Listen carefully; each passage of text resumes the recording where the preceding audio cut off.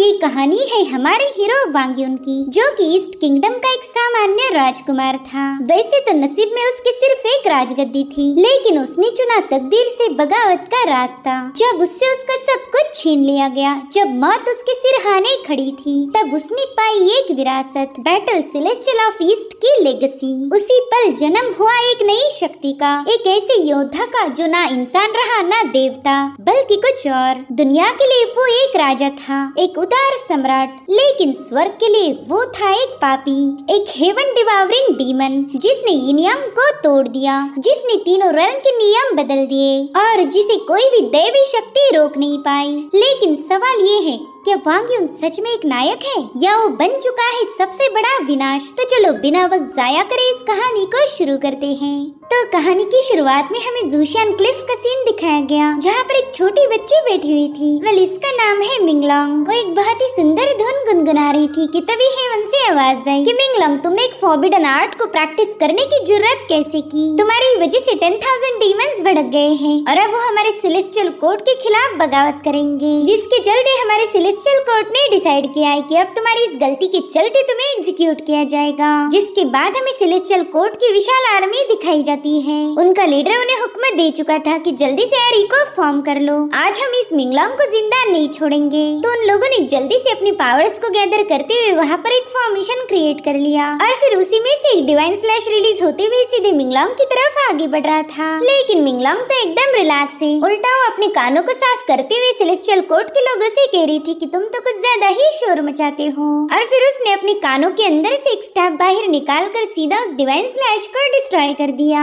जिसके बाद उसी दे जंप लगाते हुए उन लोगों की धुलाई करना शुरू कर देती है। उस पर तो उन लोगों की पावरफुल से पावरफुल टेक्निक का भी कोई असर नहीं हो रहा था, उल्टा मिंगलोंग की इतनी सारी आर्मी पर भारी पड़ गई। वो कहने लगी, जेड एम्परर, ये सब तुम्हारा ही किया धराया है, तुम्हें तो हमेशा से डर्टी ट्रिक्स खेलने को अच्छा लगता है। अगर तुम में जरा भी दम है तो आकर मेरा मुकाबला करो। जो सुनते ही हेवंस उस पर काफी ज्यादा भड़क गया। वो कह रहा था कि एक तो तुमने इमॉर्टल्स के रूल्स को ब्रेक किया है और ऊपर से तुम्हें इसका कोई भी पछतावा नहीं। तुमने रूल्स के खिलाफ जाकर खुद ही अपनी मौत को बुला भेजा है। जिस पर मिंगलोंग कह रही थी कि मैं ऐसे रूल्स को नहीं मानती जो कि बस लोगों को सप्रेस करने के लिए बनाए गए हो। और फिर हेवंस और मिंगलोंग के दरमियान एक जोरदार क्लैश हो गया। मिंगलोंग पावरफुल तो थी, मगर उसमें इतनी भी शक्तियां नहीं कि वो हेवंस का मुकाबला कर पाए। मगर फिर भी मिंगलोंग ने सेलेस्टियल कोर्ट को तगड़ी टक्कर दी। मगर उसका मुकाबला था एक विशाल आर्मी से, जिसे वो सुप्रीम इमॉर्टल हरा नहीं पाई। उसे पता था कि थोड़ी देर में सेलेस्टियल कोर्ट उसे खत्म कर देगा, इसलिए मिंगलोंग ने खुद को ही डिस्ट्रॉय कर दिया ताकि वो अपने दुश्मनों के हाथों मारी न जाए। साथ ही उसका जो मैजिकल स्टाफ था वो भी अपने आप मेटेरॉइड में ट्रांसफॉर्म होकर इस दुनिया में बिखर गया। और अब हमें सीधा 1,20,000 साल बाद की कहानी दिखाई गई, जहाँ पर इमॉर्टल बीस्ट गार्डन में एक बंदे को पनिश किया जा रहा था। वेल, ये है हमारा हीरो वांग युन। वो कह रहा था कि जो क्राइम मैंने किया ही नहीं, भला मैं उसके लिए कन्फेस कैसे कर सकता हूँ।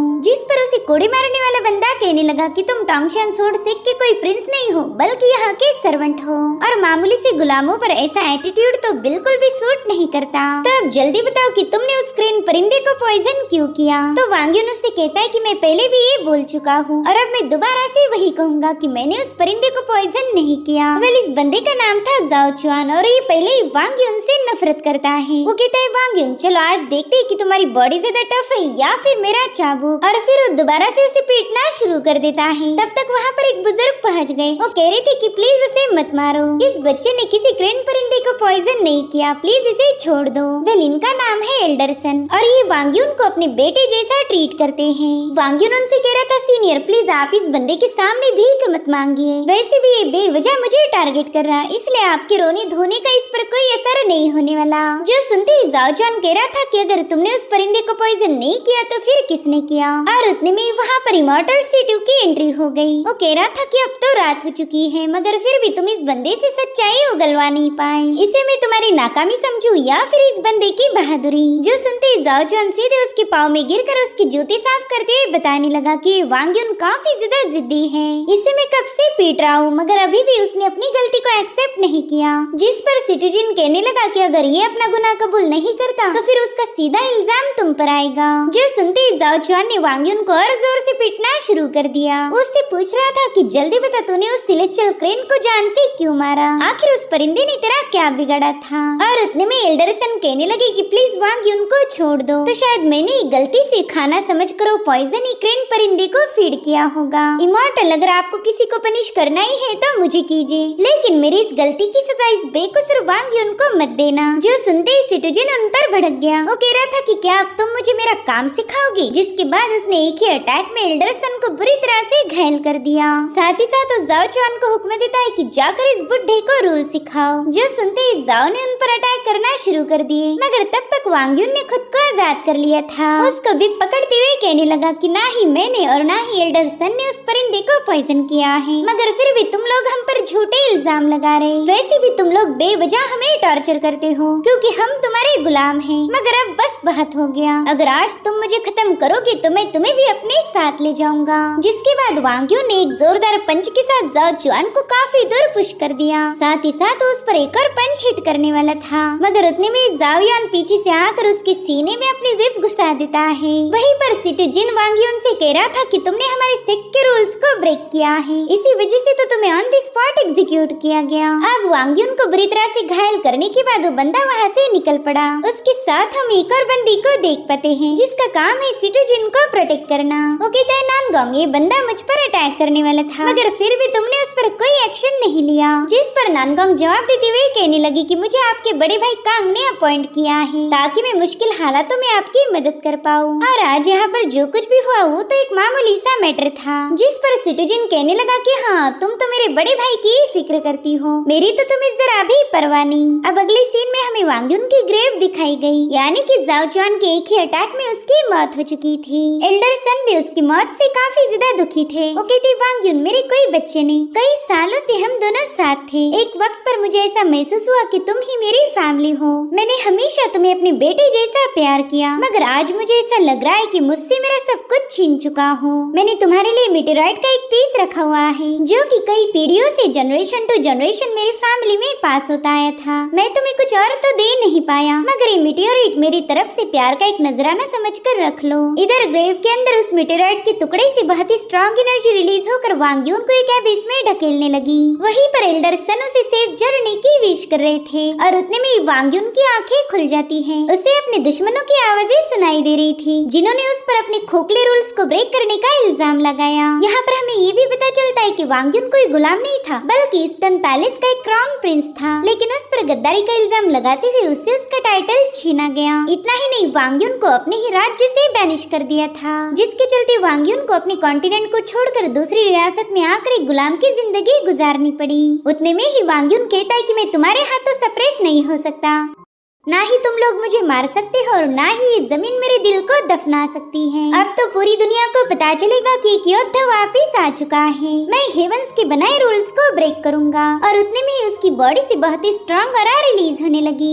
उस ब्लैक एबिस की मैजिकल पावर उसकी बॉडी में समाने लगी थी। वो कहता है कि एक दिन मैं एक ग्रेट सेंट बनूंगा जो कि सेलेस्टियल पैलेस के एम्परर को भी हराने की ताकत रखता है। साथ ही यहाँ पर उसे एक और डिवाइन आवाज सुनाई देने लगी जो उसे बता रही थी कि तुमने मेरी टीचिंग को इनहेरिट किया है, जिसके चलते तुम्हें मेरी सबसे स्पेशल वज्रा बॉडी टेक्निक मिलेगी। उसे मास्टर करने के बाद तुम अर्थ को चीरते हुए हेवंस तक पहुंच जाओगे। तुम्हें फिर कोई भी हरा नहीं पाएगा। तुम्हारे पास 3-fold निर्वाणा और सी ऑफ ऑल धर्मास की पावर्स भी होगी। दरअसल ये सारी टेक्निक्स बिलोंग करती थी एंशिएंट सुप्रीम इमॉर्टल मिंगलोंग से, जिसने हजारों सालों पहले हेवंस का मुकाबला किया था। और अब उसी के ड्रैगन स्टाफ पर सवार होकर वांग युन हेवन में मौजूद इमॉर्टल रेल्म का नजारा देख पाता है। वो कह रहा था कि जगह तो काफी ज्यादा खूबसूरत है। मुझे कभी लगा नहीं था कि मॉर्टल्स की दुनिया के ऊपर ऐसी भी एक दुनिया होगी। इधर जाओ चुआन एल्डर सन को दोबारा से परेशान करने पहुंच जाता है। वो कह रहा था कि अब तो तुम्हारा प्यारा वांग युन ऑलरेडी जहन्नुम में पहुंच चुका होगा। अब यहाँ पर ऐसा कोई नहीं जो तुम्हें मुझसे बचा पाएगा।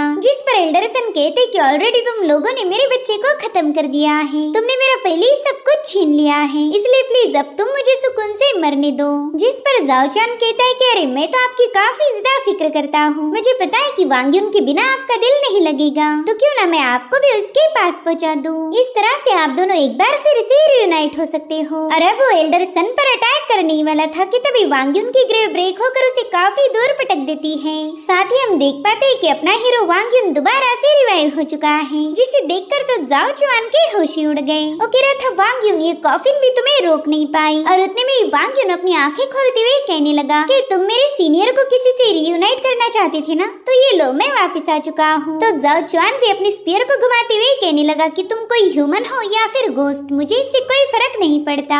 मैंने तुम्हें पहले भी खत्म किया था और अब भी मैं वही करूंगा। जिसके बाद वांग युन पर अपने स्पीयर से हमला कर देता है, मगर उस अटैक को वांग ने अपने एक फिंगर से ही रोक लिया था। वो कहता है कि तुम काफी ज्यादा बकवास करते हो, तुम्हें तो खामोश करना ही पड़ेगा। जिसके बाद वो अपने हल्की सी टच से जाओ युआन को चट्टान पर पकड़कर उसका स्पीयर उसके आर पार घुसा चुका था।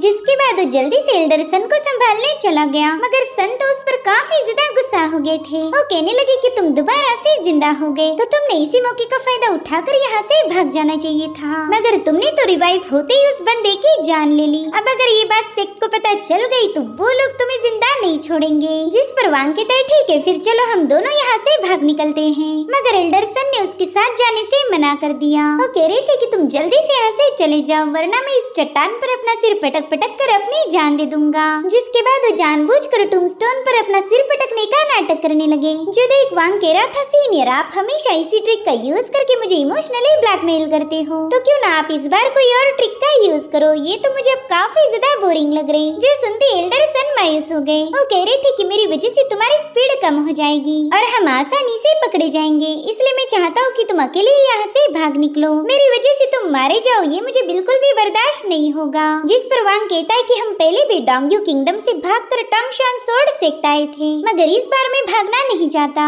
अगले महीने में हमारे सेक्ट में एक ट्रायल होने वाली है, जिसमें मैं अपना स्टनिंग इंप्रेशन बनाकर यहाँ का डिसाइपल बनना चाहता हूँ। इसी तरह से मैं उन लोगों से बदला ले पाऊंगा जिन्होंने हम दोनों को हर्ट किया था। अब अगले सीन में हमें बीबो माउंटेन रेंज दिखाई गई, जहाँ पर वांग युन ने अपनी ट्रेनिंग शुरू कर दी थी। वो एल्डर सन ने दिए हुए मेटेराइट के पीस को देखकर कह रहा था कि इसी छोटे से पीस ने मुझे इतना पावरफुल इनहेरिटेंस हासिल करने का मौका दिया, मगर अब तो ये ऑब्जेक्ट कोई रिएक्शन नहीं दे रहा। ये इतना मामूली आइटम तो हो ही नहीं सकता। और उतने में वो ऑब्जेक्ट ग्लो होकर वो वांग युन को उसकी इनहेरिटेंस स्पेस में पहुंचा देता है। वांग युन को तो कुछ भी समझ नहीं आ रहा था कि आखिर ये जगह कौन सी है, और उतने में उसे अपने सामने एक बहुत बड़ा स्टैचू नजर आया, जिसमें से उसे कुछ आवाजें सुनाई देने लगी। वो आवाज थी मिंगलोंग की। वो कहती है कि लाखों सालों में कोई भी बंदा मुझे इम्प्रेस नहीं कर पाया था, मगर बच्चे तुम्हें देखकर ही मैं समझ गई थी कि तुम्हारा इमॉर्टलिटी से बहुत ही डीप कनेक्शन है, इसलिए तुम्हें मेरी लेगेसी मिल गई। अब अगर तुम मेरे सामने सबमिट करो तो मैं तुम्हें इस दुनिया का सबसे पावरफुल इंसान बना दूंगी। मगर उतने में वांग युन ने बड़ी ही फनी अंदाज में उसे उठा लिया और उससे पूछता है बच्ची आखिर तुम कौन हो? जिस पर वो कहने लगे बरखुरदार जरा जबान संभाल कर बात करो, तुम हजारों सालों पुरानी पियरलेस डीमन क्वीन मिंगलोंग से मुखातिब हो रहे हो। तुम्हें तो अंदाजा भी नहीं कि मुझे देखते ही न जाने कितने सारे इमॉर्टल्स ने डर के मारे अपनी पतलून गीली की होगी।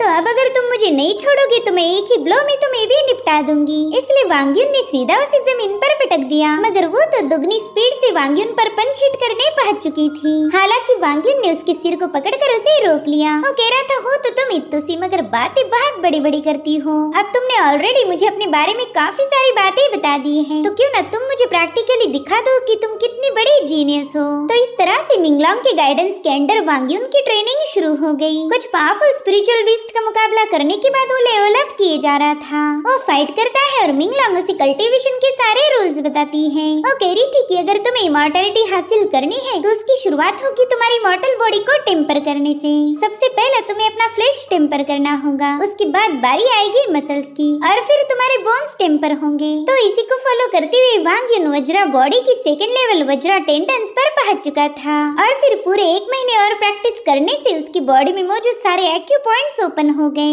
इससे अब वांग युन का स्पिरिट भी रिफाइन होने लगा था, और जैसे बॉडी एंड स्पिरिट रिफाइन होकर एक हो गए, उसी वक्त वांग युन वज्रा बॉडी की 3rd लेवल यानी कि वज्रा फ्लेम बोन्स पर पहुंच गया। उसने तो 1 महीने के अंदर ही काफी अच्छी प्रोग्रेस की थी, मगर फिर भी मिंगलोंग इससे खुश नहीं होती। वो कहती है लड़के तुम बहुत ही ज्यादा कमजोर हो, पूरे 1 महीने में तुम बस 3 लेवल्स तक ही पहुंच पाए। अगर मैं तुम्हारी जगह होती तो शायद ये काम कुछ 1 घंटे में ही पूरा कर लेती। और उतने में वांग युन को एक जोरदार क्लैश की आवाज आई। वो कह रहा था कि शायद यहाँ आसपास कोई फाइट चल रही होगी, मैंने भी वहाँ जाकर चेकआउट करना चाहिए। जिस पर मिंगलोंग कहते अरे तुम तो रहने दो, तुम्हारे जैसे कमजोर बंदे ने तो बस सबसे छुप कर कल्टीवेट करना चाहिए, अगर दूसरों के मसलों में इंटरफेयर करोगे तो बेवजह मार खानी पड़ेगी। हालांकि वांग को पता था कि ये तो बस बक बक की दुकान है। इसलिए मिंगलोंग की बातों को इग्नोर करते हुए तुरंत ही वो फाइट देखने के लिए रवाना हो गया। वहीं दूसरी तरफ हम सू यानली नाम की बंदी को देख पाते हैं, जो कि एक बीस्ट के हाथों बुरी तरह से घायल हो गई थी।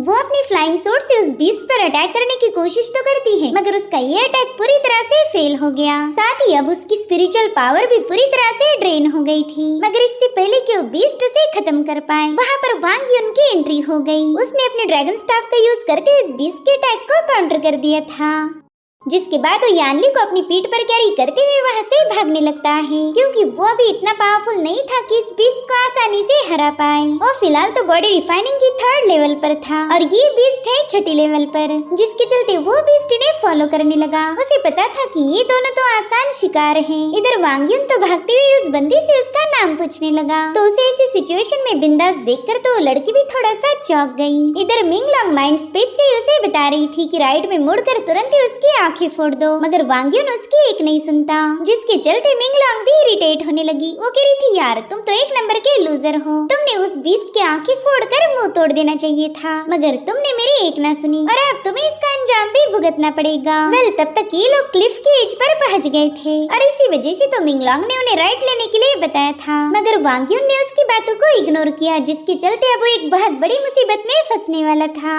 साथ ही अब इन दोनों के पास फाइट बैक करने के अलावा और कोई ऑप्शन नहीं, तो यानली ने अपना स्वॉर्ड फॉर्मेशन क्रिएट करते हुए उस बीस्ट पर कई सारे अटैक कर दिए। वहीं पर वांग ने भी अपने ड्रैगन स्टाफ का यूज करते हुए हेवंस ओपन टेक्निक को एक्टिवेट कर दिया, जिसके चलते वो इतने बड़े बीस्ट को अपने ड्रैगन स्टाफ पर ही उठा लेता है। मगर उसे क्लिफ के नीचे गिराने के चक्कर में ये लोग भी उस बीस्ट के साथ वहाँ से फेल हो गए। हालांकि वांग युन ने समय रहते पेड़ को होल्ड करते हुए यानली और खुद को नीचे गिरने से बचा लिया। वो कह रहा था तुम मेरे साथ बिल्कुल सेफ हो, लेकिन उसका स्टाइल मारने का कोई फायदा नहीं हुआ, क्योंकि उस पेड़ की टहनी टूटकर ये लोग सीधे नीचे बहने वाली रिवर में गिर जाते हैं। अब रात के समय वांग खाना पकाकर यानली को मनाने की कोशिश करने लगा। वो कहते हैं, देखो हम पानी में गिरे ये मैटर नहीं करता, हम अभी भी जिंदा हैं, तुमने इस बात की खुशी मनानी चाहिए। तो यानली तुरंत ही उसके हाथ की रोस्टेड फिश छीनकर उस पे टूट पड़ी। इतना ही नहीं, वांग ने उसके पाँव पर पट्टी भी कर दी थी ताकि उसे कोई ग्रेव इंजरीज ना हो।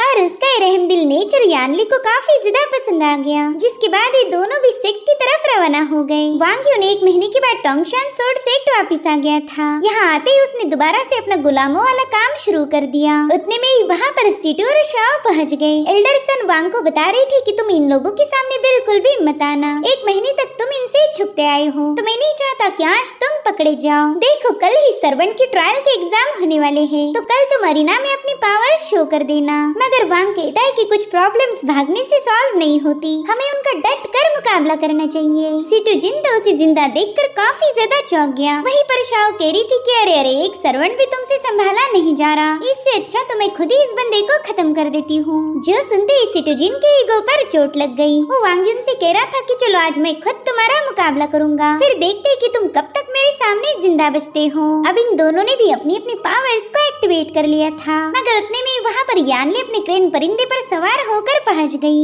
दरअसल यानली इसी पिक की मास्टर है और वांग ने उसकी कुछ दिनों पहले ही जान बचाकर अपनी एबिलिटी से उसे इम्प्रेस कर दिया और इसी वजह से यानली उसकी मदद करने यहाँ आई थी। वो सिटू से कहने लगी कि पिछली बार भी तुमने खुद अपने परिंदे को पॉइजन देकर दूसरों को बेवजह पनिश किया। उस बार तो मैंने तुम्हारी हरकत को नजरअंदाज किया, लेकिन हर बार यहाँ तुम्हारी मन मर्जी नहीं चल सकती, इसलिए जल्दी से अपनी इस चमची को लेकर यहाँ से दफा हो जाओ। जिस पर सिटीजन कह रहा था कि एक बार मैं अपना मैटर सॉल्व कर लूँ, फिर मैं खुद ही यहाँ से चला जाऊंगा और भले ही आप इस पिक की मास्टर होंगी, लेकिन मेरे भाइयों ने भी काफी अच्छी प्रोग्रेस की है, तो वो आपको यहाँ पर हुक्म चलाने नहीं देंगे। जो सुनते ही यानली ने कड़ाकेदार चमाट मारते हुए उसे जलील करके वहाँ से दफा कर दिया। साथ ही वो वांग को बताती कि लास्ट टाइम हमारी मुलाकात के बारे में किसी को कुछ मत बताना, वरना लोग ये समझेंगे कि मैंने तुम्हें जानबूझकर फेवर किया है। जिसके बाद अगले ही दिन एसेंशियल पिक की ट्रायल शुरू हो गई। इस ट्रायल में 3 वेव्स में डिमोनिक बीस्ट अपीयर होंगे, तो इन्हें उन डिमोनिक बीस्ट को स्ले करते हुए आगे बढ़ना होगा। साथ ही एल्डर ने इन सबको रिफाइंड फायर टैलिस्मान भी दे दिया था, ताकि मुश्किल वक्त में ये लोग उस टैलिस्मान को क्रश करके खुद को बचाने के लिए ट्रायल से बाहर आ जाएं। एल्डर बताते हैं कि इस पाथ को क्रॉस करके बैरियर से बाहर आने वाले पहले 10 लोगों को ही एसेंशियल ट्रायल के फाइनल बैटल में पार्टिसिपेट करने का मौका मिलेगा। वेल इस ट्रायल को देखने के लिए सिटू और शाओ भी आए हुए थे। शाओ कहने लगे कि इस बैटल में तो सभी सर्वेंट्स ही पार्टिसिपेट करेंगे, मुझे तो इसे देखने में जरा भी मजा नहीं आ रहा। जिस पर सिटूजिन कहता है कि ना तुम तो पूरी तरह से गलत हो, ये लोग बस हमारे सेक्ट का डिसाइपल बनने के लिए खुद की जान को दांव पर लगाएंगे। मुझे तो ये बोरिंग नहीं बल्कि काफी ज्यादा इंटरेस्टिंग लग रहा। वहीं पर यानली भी ये मुकाबला देखने आई हुई थी। वो अपने सीनियर को बताती है कि आज इनमें से एक बंदा तो जरूर से कॉन्टेस्ट में जीत हासिल करेगा, मुझे उससे काफी ज्यादा उम्मीदें हैं। इधर वांग एल्डर सन को अपनी पीठ पर कैरी करते हुए अरीना की तरफ निकल चुका था। सन कहने लगे बच्चे अगर आज के ट्रायल में तुम जीत गए तो मैं अपनी बढ़िया सी वाइन तुम्हें गिफ्ट करूंगा, उसे तो मैंने 30 सालों से जमीन में बरी करके रखा है। जिस पर वांग कह रहा था कि फिर तो आज अपने घर जम के पार्टी होंगी। जिसके बाद वांग्यून ने एसेंशियल ट्रायल में हिस्सा लिया, जहाँ पर वांग्यून ने कई सारे डिमोनिक बीस्ट को आसानी से खत्म करना शुरू कर दिया था, जो देखकर मिंग लॉन्ग भी इम्प्रेस हो गई। साथ ही वांग्यून यहाँ पर एक लड़की की भी मदद करता है जिसका नाम था मिंग। वे ये बंदी बॉडी टेम्परिंग की 6ठी लेवल पर है।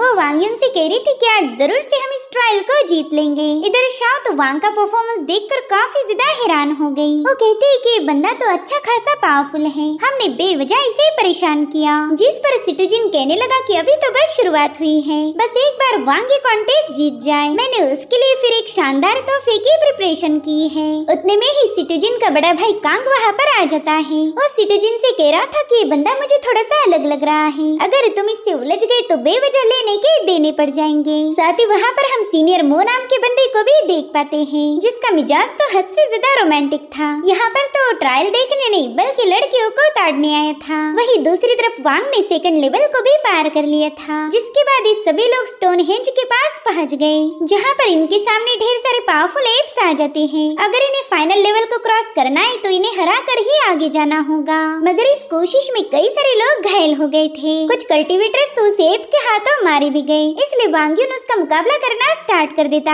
है। तो पावरफुल एप भी वांग को कुचलने की पूरी कोशिश कर रहा था, मगर वांग उसके सारे अटैक को बड़ी ही तेजी से डॉज करने लगा। वेल उसका ये मुकाबला टोंगशन पिक पर बैठे हुए मास्टर भी देख पा रहे थे। इनफैक्ट वो अपने चेस पीस के जरिए उस पर कई सारे एप्स रिलीज कर देते हैं, मगर वांग अपनी स्वॉर्डमैनशिप के दम पर उन्हें डोमिनेट कर रहा था। इधर मुंह सोचता है कि अरे यहाँ आने का तो कुछ भी फायदा नहीं हुआ, यहाँ पर तो बस लड़के ही लड़के नजर आ रहे। वहीं दूसरी तरफ ट्रायल में आखिरी एप को रास्ते से हटाने के लिए सभी कल्टीवेटर्स ने मिलकर उस पर अटैक कर दिए, मगर एप उन सभी के अटैक को डिस्ट्रॉय करते हुए उन्हें पीछे ढकेल चुका था, जो देखकर वांग जल्दी से अपने ड्रैगन स्टाफ को समन कर लेता है। उसे बस इस एप के वीक पॉइंट्स पर अटैक करना था, तो उसने अपनी पावर को स्टाफ में ऐड करते हुए ओपन द हेवंस टेक्निक का यूज कर उस बीस्ट पर अटैक कर दिया, जिससे फाइनली उस एप का किस्सा खत्म हो गया। तो इस तरह से इस पाथ को क्रॉस करने के बाद फाइनली कुछ कल्टीवेटर्स बैरियर से बाहर आ गए थे। वहीं पर एल्डर सन भी वांग को उनके साथ देखकर काफी ज्यादा खुश हो गए।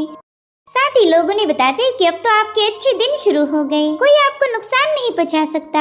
साथ ही एल्डर सन को अपने वांगियों पर काफी ज्यादा प्राउड फील होता है और उतने में सिटूजिन उनसे बात करने पहुंच गया। वो कह रहा था कि अब तो वांग भी जल्दी हमारी इमॉर्टल सेक्ट को ज्वाइन करेगा, इसलिए हमने अपनी पुरानी सारी बातें भूलकर नई शुरुआत करनी चाहिए। आफ्टर ऑल आज के कॉन्टेस्ट के बाद हम सब एक फैमिली बन जाएंगे। और बेचारे एल्डर सन भी उसकी बातों में आ चुके थे, उन्हें लगता है कि अब सब कुछ ठीक हो जाएगा। वहीं पर एल्डर अनाउंस करते कि एसेंशियल पाथ को तो तुम लोगों ने क्रॉस कर लिया, मगर फाइनल बैटल अभी भी बाकी है। तुम में से जो भी आखिर तक डटे रहे कि इस इमॉर्टल ऑफ को कैच करेगा उसी को विनर घोषित किया जाएगा। इस बार हम विनर को 2 स्पेशल रिवॉर्ड्स देने वाले हैं। पहली तो ये है ची कंडेंसिंग पिल, इसे गोल्डन कोर वाले इमॉर्टल ने रिफाइन किया है। इस पिल को देखते ही ऑडियंस भी काफी ज्यादा एक्साइटेड हो गई थी, क्योंकि इस पिल को कंज्यूम करते ही वो पर्सन बॉडी रिफाइनिंग की 10वीं लेवल से सीधा ची कंडेंसिंग रूट स्टेज पर जा सकता था। और सेकंड रिवॉर्ड की तौर पर विनर को टॉप ग्रेड का मॉर्टल आर्टिफैक्ट भी दिया जाएगा। और उतने में एल्डर ने उस इमॉर्टल ऑफ को रिलीज करते हुए बैटल को शुरू कर दिया। तो इस ऑफ को कैप्चर करने के लिए कॉन्टेस्टेंट में फाइट शुरू हो गई। साथ ही प्लेटफॉर्म पर रुक के ही फाइट करना अलाउड था, जो भी प्लेटफॉर्म से बाहर गया उसे ट्रायल से एलिमिनेट किया जाएगा। इधर एक पावरफुल बंदे ने वांग के साथ मुकाबला करना शुरू कर दिया था। हालांकि वांग 3री लेवल पर होके भी 5वीं लेवल के बंदे को काफी आसानी से एलिमिनेट कर चुका था, जो देखकर जाओ नाम के बंदे वांगली को काफी ज्यादा जेलसी फील होने लगी, इसलिए वो मिंग से एक डील करने की कोशिश करता है। वो कह रहा था कि अगर तुम इस वांग को हराने में मेरी हेल्प करो तो जीतने के बाद मुझे जो भी रिवॉर्ड मिलेगा वो मैं तुम्हारे साथ शेयर करूंगा। मगर मिंग ने इसके लिए साफ साफ इनकार कर दिया।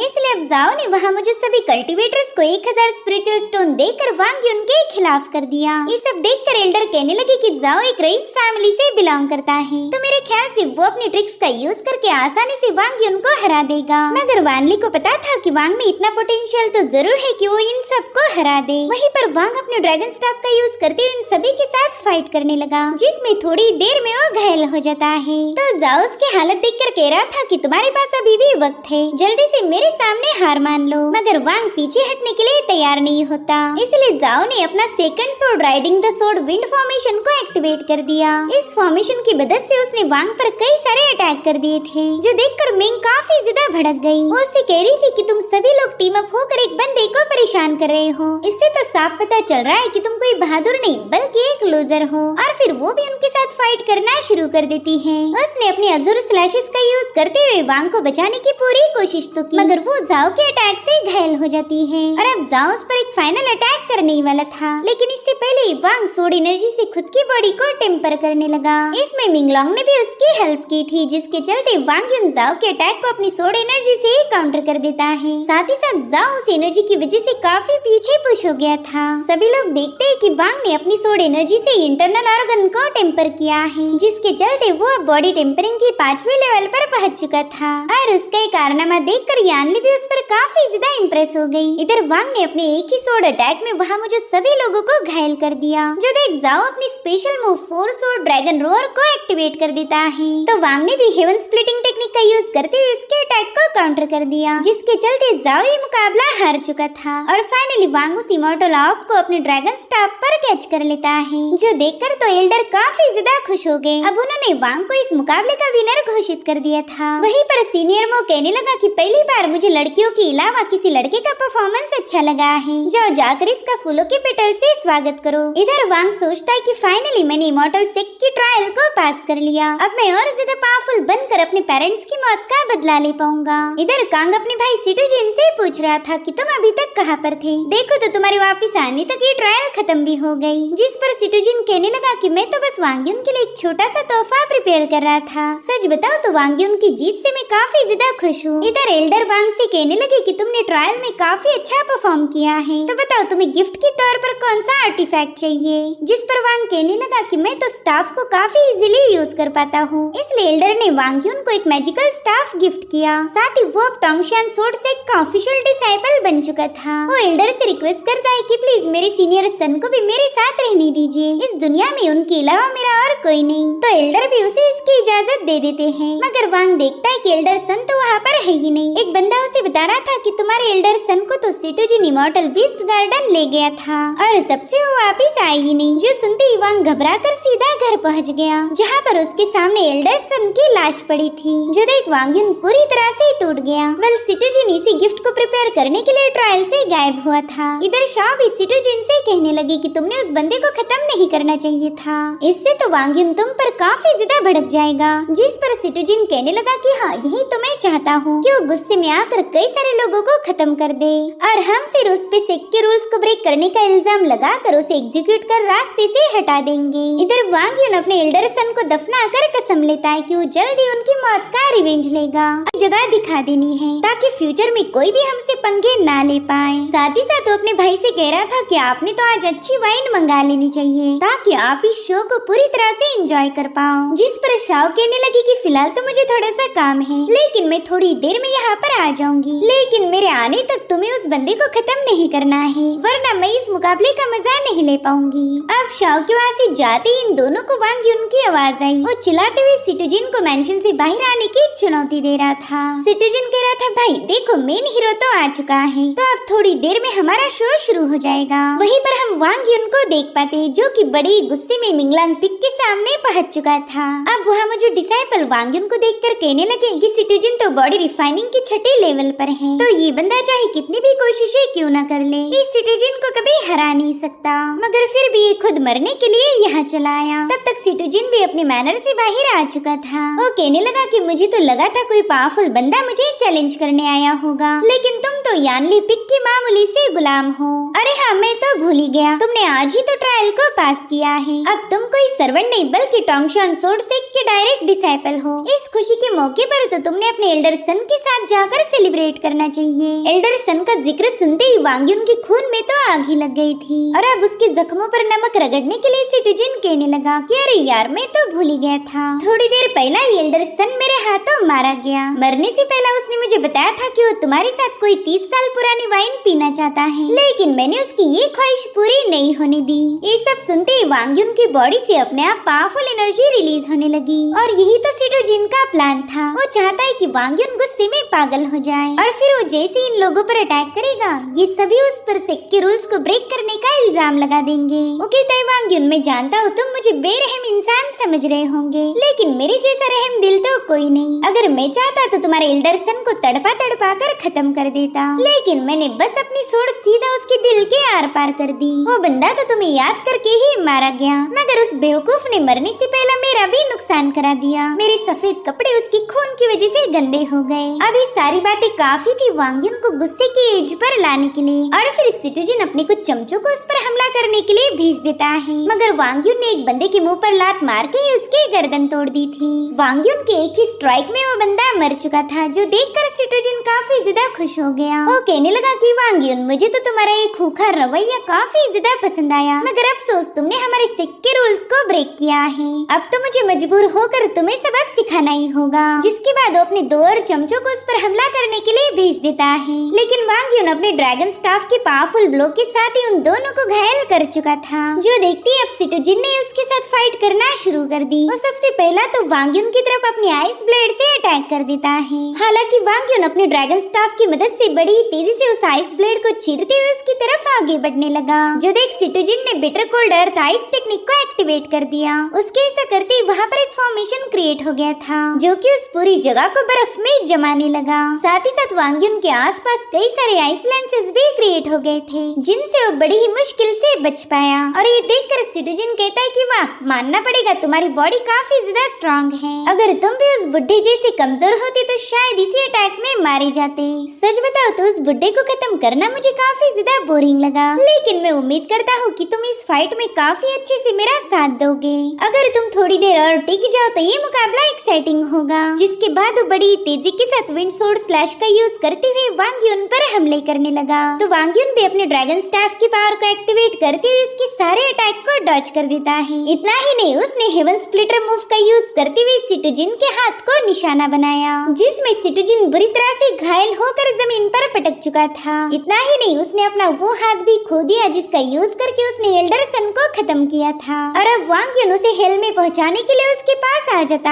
है और सिटुजिन में अब तो इतनी भी पावर्स नहीं बची थी कि वो खुद को बचाने के लिए वहाँ से भाग पाए, इसलिए वो रेंगते हुए आगे बढ़कर अपने भाई से मदद मांगने लगा। वहीं पर वांग युन अपना स्टाफ उसके आर पार करने वाला था, मगर उतने में उस पर एक सोर्ड से अटैक हो गया, जिसके चलते वांग युन काफी पीछे ढकेला गया था। लोग कह रहे थे कि ये देखो, सिटुजिन का भाई सिटुकांग पहुंच चुका है। अब तो वांग युन बड़ी भयानक मौत मारा जाएगा, क्योंकि ये बंदा बॉडी रिफाइनिंग के 7वें लेवल पर है। वहीं पर कांग अपने सोर्ड को घुमाते हुए कहने लगा कि तुम हमारे सेक के गद्दार हो, चलो तुम्हें खत्म करके मैं हेवंस की बिहाफ में जस्टिस को अपहोल्ड करूंगा। और अब इन दोनों में एक जोरदार क्लैश हो गया था। वांग युन कहता है कि मुझे तो लगा था तुम अलग होंगे, मगर तुम सभी लोग एक जैसे हो। और उतने में ही कांग ने उसे पीछे पुश कर दिया। वांग उससे कह रहा था कि तू जस्टिस को अपहोल्ड करना चाहता है ना, तो चल ठीक है, इस काम को फुलफिल करने में मैं तेरी हेल्प करूंगा। उतने में ही कांग 1000 माइल्स ऑफ आइस का यूज करते हुए वांग युन पर एक जोरदार अटैक कर देता है, जिससे वहाँ पर आइस पावर का एक जबरदस्त क्लैश हो चुका था। मगर वांग उसमें से बाहर आकर सीधे अपने अपोनेंट के साथ भिड़ गया। हालांकि कांग ने उसे पीछे पुश कर दिया था, लेकिन वांग युन एक बार फिर से अपनी फुल एनर्जी का यूज करके उस बंदे से मुकाबला करने की कोशिश करने लगा।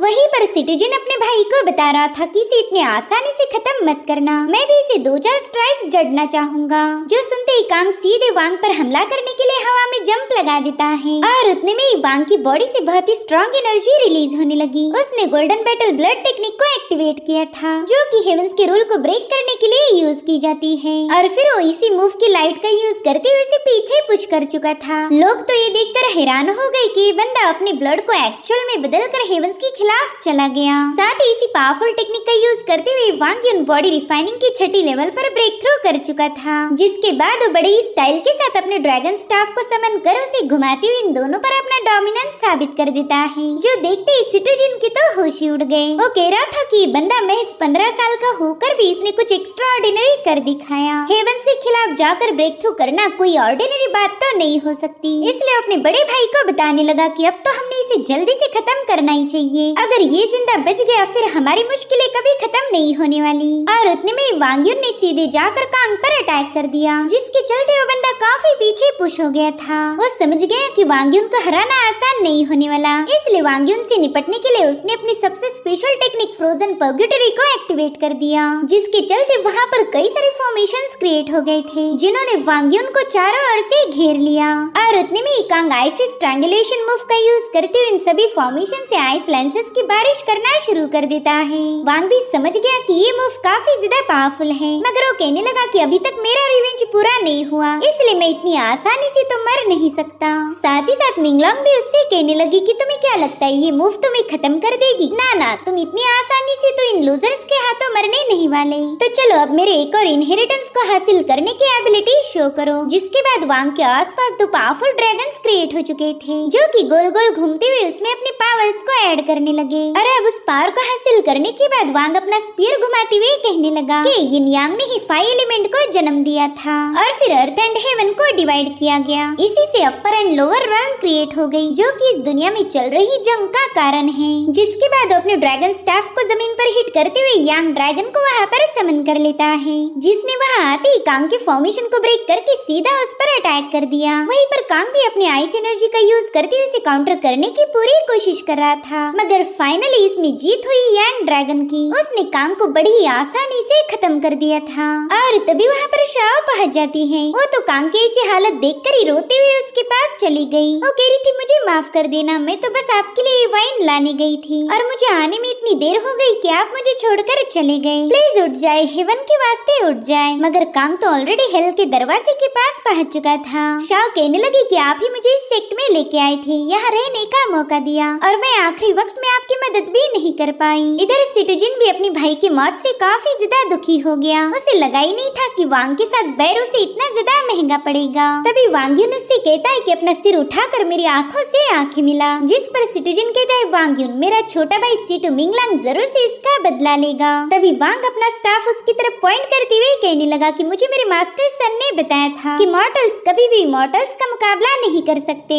मगर वो गलत थे। अगर मॉर्टल्स ठान ले तो कुछ भी कर सकते हैं। वो एक इमॉर्टल बनकर तुम्हारे जैसे बेरहम लोगों को पनिश कर सकते हैं। क्यों सिटोजिन, मैं सही कह रहा हूँ ना? तो सिटोजिन भी डर के मारे उसके हाँ में हाँ मिलाने लगा। वांग यून एल्डर सन से कह रहा था कि अब आप मेरी फिक्र मत कीजिए, चाहे कोई डिजास्टर ही क्यों ना आए, मैं जरूर से उसमें सरवाइव करूंगा। जिसके बाद अपने ड्रैगन स्टाफ के एक ही अटैक में उसे भी खत्म कर देता है। और उतने में ही उसे सिटोजिन के सबसे छोटे भाई मिंगलांग की आवाज आई। वो अपने क्रेन परिंदे पर सवार होकर वहाँ पर आ चुका था, मगर उसे अपने दोनों भाइयों की लाशें देखने की बिल्कुल भी उम्मीद नहीं थी, इसलिए वो गुस्से में आकर अपनी पावर्स को एक्टिवेट करते हुए वांग की तरफ आगे बढ़ने लगा। वो कह रहा था वांग यून तुमने मेरे दोनों भाइयों को खत्म कर दिया, अब तुम भी मरने के लिए तैयार हो जाओ। जिसके बाद वो हवा में फ्लोट करते हुए एक फॉर्मेशन को एक्टिवेट करने लगता है। उसने वांग यून से प्रॉमिस किया कि वो इस दुनिया में जितनी भी पेन है उस सब से वांग यून को इंट्रोड्यूस कराएगा। और अब उसके फॉर्मेशन से ढेर सारे लेंसेस की बारिश होने लगी। इधर वांग यून अपने स्टाफ को घुमाते हुए उसके हर एक लेंसेस को ब्रेक करते हुए कह रहा था कि तेरे दो भाई मिलकर भी मेरा कुछ बिगाड़ नहीं पाए, तो देखते ही तू मेरा क्या कर लेगा।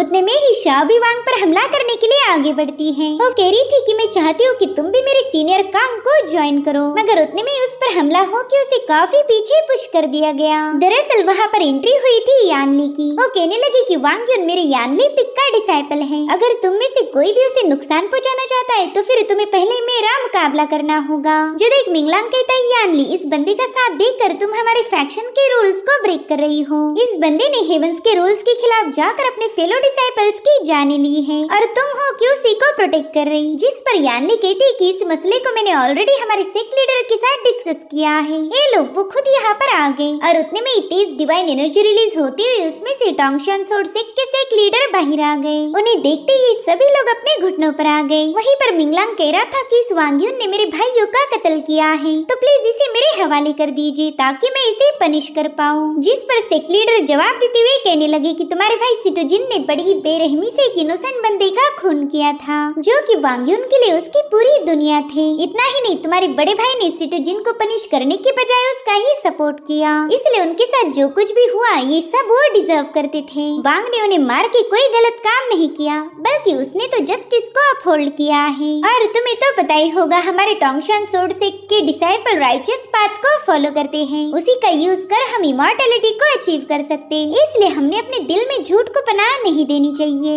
इतना ही नहीं, हमने अपनी सोर्ड के साथ भी अन्याय नहीं करना चाहिए। ये सोर्ड तुम्हें बुराई को मिटाने के लिए दी गई थी, ना कि उस बुराई की परवरिश के लिए। साथ ही साथ वांग उनसे कहने लगे कि तुमने एक साथ 5 लोगों को खत्म किया है, और वो भी काफी ज्यादा ब्रूटल तरीके से, इसलिए मैं तुम्हें 1 साल की कन्फाइनमेंट की पनिशमेंट सुनाता हूँ। 1 साल में तुम अपने एक्शंस के बारे में सोचकर खुद के बर्ताव में सुधार लाओ। जिस पर वांग यून कहने लगा कि एल्डर सन मेरे फादर जैसे थे, तो मैं अगले 7 दिन उनके साथ बिताना चाहूँगा, उसके बाद मैं कन्फाइनमेंट के लिए तैयार हूँ। तो सेक्ट लीडर ने भी उसकी इस रिक्वेस्ट को अप्रूव कर लिया। अब सीन शिफ्ट होकर हमें एल्डर सन की ग्रेव दिखाई गई, जहाँ पर वांग यून मायूस होकर अकेले ही ड्रिंक कर रहा था। वो कहता है, एल्डर आपकी ये वाइन तो काफी ज्यादा कमाल की थी, मुझे बहुत अफसोस है कि मैं इसे आपके साथ एंजॉय नहीं कर पाया। सच बताओ तो मैं आपको काफी ज्यादा मिस कर रहा हूँ। मुझे अच्छे से याद है कि 8 साल पहले आप ही मुझे इस सेक्ट में लेके आए थे। आप हमेशा यही बोला करते थे कि मैं तुम्हें यहाँ लाया हूँ, इसलिए कभी मेरा साथ मत छोड़ना,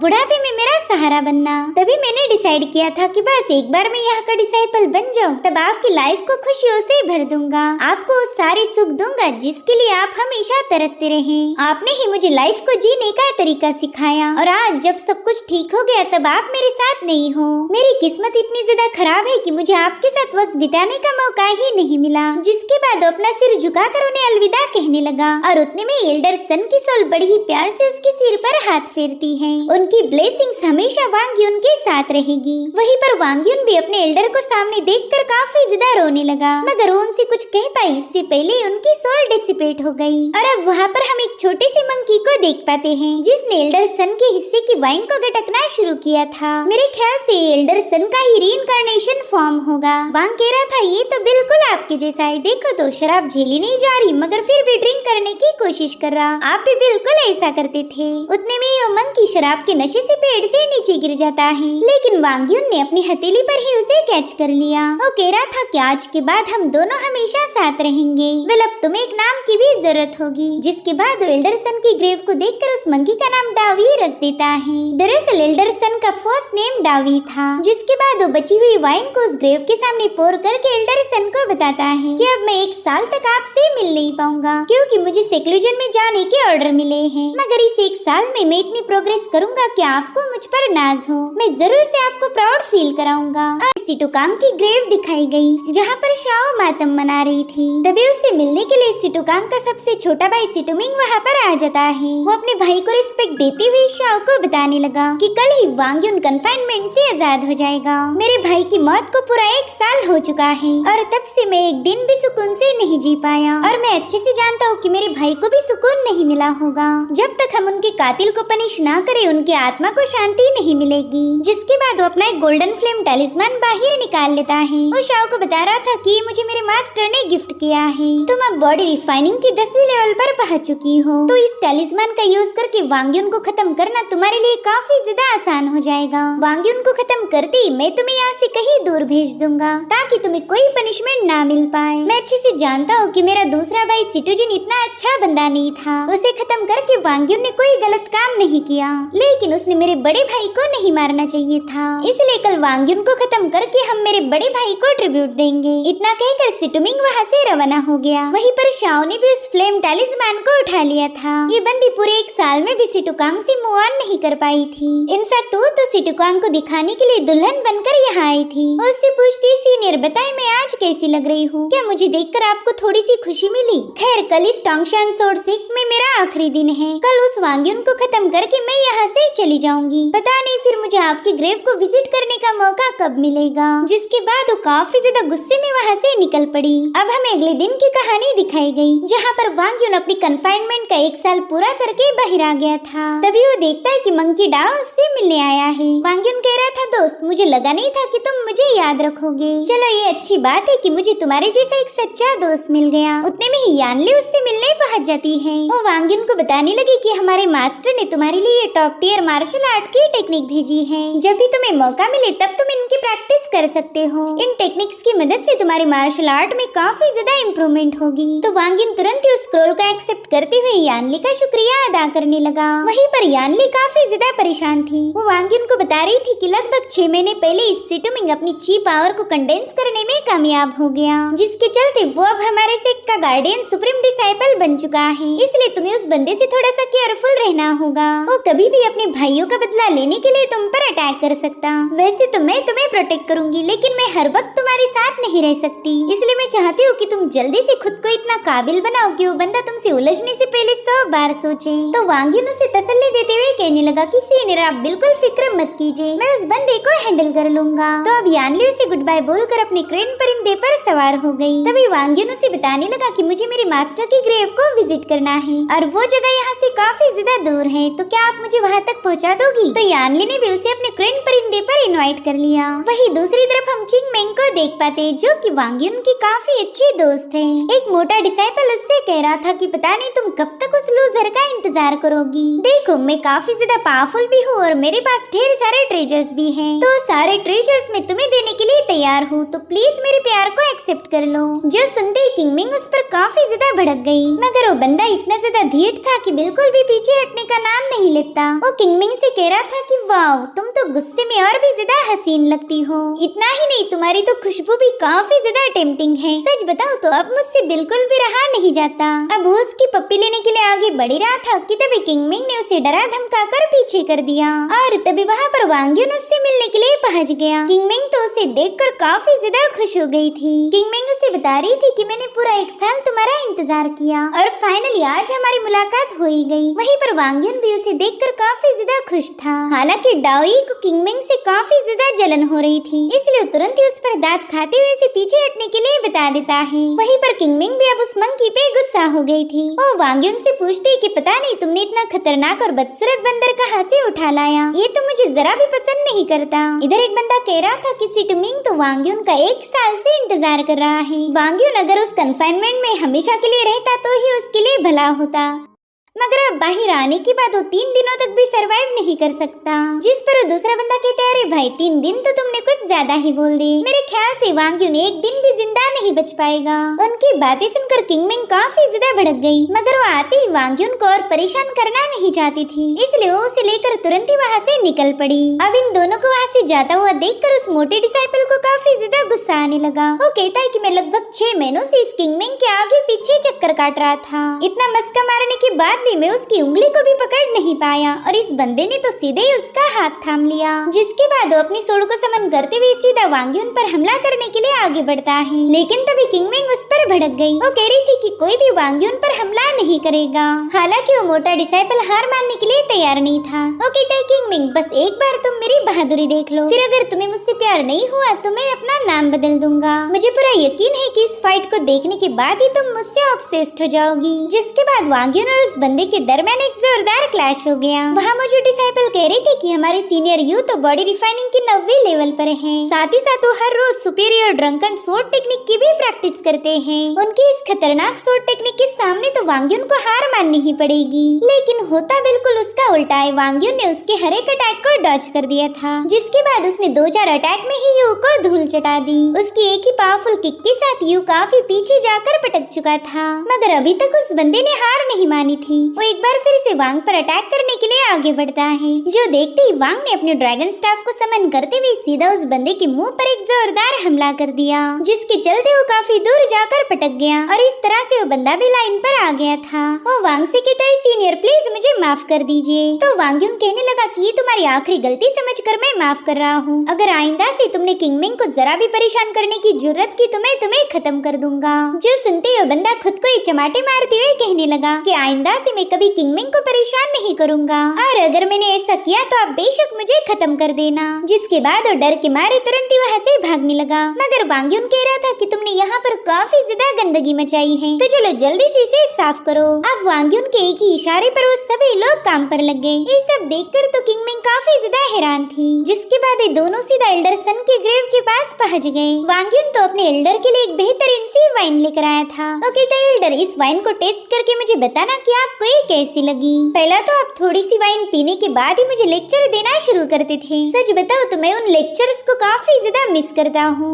इस एक साल में ऐसा एक दिन भी गुजरा नहीं होगा जब मैंने आपको याद नहीं किया। काश मैं पास्ट को बदल पाता, आपके बिना तो ये जिंदगी मुझे अधूरी लगती है। लेकिन उतने में ही वांग युन पर ब्लेड से स्नेक अटैक हो गया, मगर उसने समय रहते उस अटैक को डिस्ट्रॉय कर दिया था। मगर उसी वक्त शाओ उस पर एक जोरदार पंच हिट करते हुए उसे काफी दूर ढकेल देती है। वांग युन उससे कहने लगा कि मुझे तुमसे मिलने की बिल्कुल भी उम्मीद नहीं थी। मुझे तो लगा था कि सिटुमिंग खुद यहाँ आकर मुझसे बदला लेगा, लेकिन उसने तो तुम्हें भेज दिया। जिस पर शाओ कहने लगी कि मैं यहाँ पर तुम्हारी बकवास सुनने नहीं आई हूँ। आज तुम्हें खत्म करके मैं अपने सीनियर कांग की मौत का बदला लूंगी। अब उसे अपनी तरफ आता हुआ देखकर वांग युन ने भी अपने ड्रैगन स्टाफ को समन कर लिया। लेकिन वांग से पहला तो किंगमिंग ने उस बंदी के साथ फाइट करना शुरू कर दी थी। उस पर काउंटर अटैक करते हुए कहने लगी कि तुम्हारी वजह से हमारे एल्डर सन मारे गए। अगर तुम्हारा सीनियर कांग अपने छोटे भाई को बचाने की जिद नहीं करता तो आज वो जिंदा होता। तभी शाओ ने अपनी एनर्जी का यूज करते हुए किंगमिंग को काफी पीछे पुश कर दिया। वहीं दूसरी तरफ से वांग युन भी उस पर हमला करने पहुंच चुका था, मगर शाओ ने समय रहते उसके अटैक को भी डॉज कर लिया था। जो देख वांग युन सोचता है कि ये बंदी तो काफी ज्यादा पावरफुल है। पिछले एक साल में मैंने अपनी कई सारी टेक्निक को अच्छे से मास्टर किया है, तो आज इसके साथ फाइट करते हुए मैं उन टेक्निक्स का भी यूज कर सकता हूँ ताकि मुझे उनकी पावर्स का अंदाजा आ जाए। जिसके बाद वांग ने हवा में फ्लाई करते हुए गोल्डन फ्लेम सोर्स मूव का यूज करते हुए शाओ पर हमला कर दिया।